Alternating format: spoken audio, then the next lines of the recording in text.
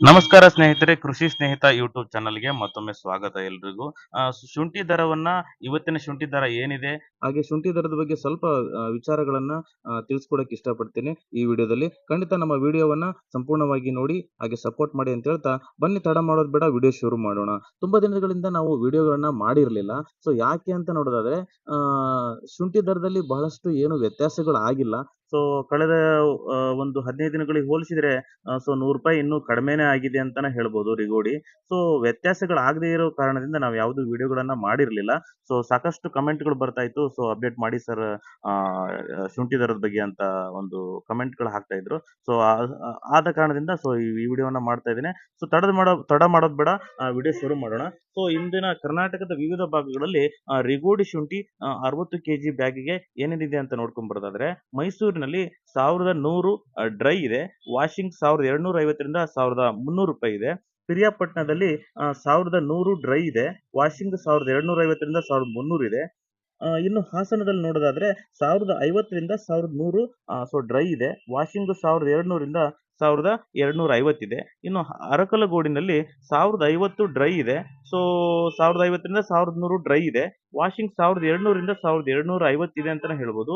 ಇದು ಪ್ರತಿ 60 ಕೆಜಿಯ ರಿಗೋಡಿಯ ಶುಂಠಿಯ ಇಂದಿನ ದರ ಆಗಿದೆ. ಇದು ಹಿಮಾಚಲ ಶುಂಠಿಯ ದರವನ್ನು ನೋಡೋದಾದ್ರೆ, ಇನ್ನು ಸಾಗರದಲ್ಲಿ 3,300 ರಿಂದ 3,800 ಸೊ ಪ್ರತಿ ಕ್ವಿಂಟಾಲಿಗಿದೆ. ಈ ಮೊದಲೇ ಹೇಳ್ತಾ ಇದ್ದೀನಿ. ಸೊ ಈ ಹಿಮಾಚಲ ಶುಂಠಿ ಒಣ ಶುಂಠಿಯ ದರದ ಮೇಲೆ ಅವಲಂಬಿತವಾಗಿರುತ್ತೆ. ಸೊ ಹಿಮಾಚಲ ಶುಂಠಿಯ ಔಟರ್ ಮೇಲೆ ಇದರ ದರವನ್ನ ನಿಗದಿ ಮಾಡಲಾಗುತ್ತೆ. ಸೊ ಔಟರ್ನ್ ಚೆನ್ನಾಗಿದ್ರೆ ₹1 ₹2 ಜಾಸ್ತಿಗೆ ತಗೊಳ್ತಾ ಇದ್ದಾರೆ. ಸೊ ಔಟರ್ನ್ ಇಲ್ಲ ಅಂದ್ರೆ 3,000 ದಿಂದನೇ ಖರೀದಿ ಆಗ್ತಾ ಇದೆ. 3,000 ದಿಂದ 3,300, 400 ಈ ತರ ಖರೀದಿ ಆಗ್ತಾ ಇದೆ. ಇನ್ನು ಸೊರಬದಲ್ಲಿ ನೋಡೋದಾದ್ರೆ 3,000 ದಿಂದ 3,500 ರವರೆಗೆ ಕೂಡ ಖರೀದಿ ಆಗ್ತಾ ಇದೆ ಹಿಮಾಚಲ ಶುಂಠಿದ ಅಂತ ಹೇಳ್ಬೋದು. ಇನ್ನು ಹಾವೇರಿಯಲ್ಲಿ 3,000 ದಿಂದ 3,400 ರವರೆಗೆ ಪ್ರತಿ ಕ್ವಿಂಟಾಲ್‌ಗೆ ಸೊ ಹಿಮಾಚಲ ಶುಂಠಿ ದರ ಆಗ್ತಾ ಇದೆ ಅಂತಾನೆ ಹೇಳ್ಬೋದು.